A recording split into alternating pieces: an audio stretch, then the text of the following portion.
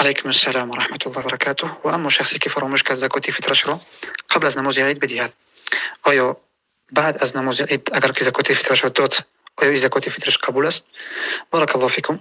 اولا وقتی دادن زکات این قبل از نماز عید است و این افضل ترین وقتش است. قبل از نماز عید زکات فطر را بر فقیر و مسکین و کسانی که مستحق هستند دادن. و اما اگر کسی که یک روز درست پیش از عید هم داد قبول است. این هم از عبدالله بن عمر این فعل ثابت است. و اما کسی که فراموش کرد زکات فطر قبل از عید بدهد، یعنی به اساس فراموشی آیا بعد از عید میتوند که پرداخت بکند.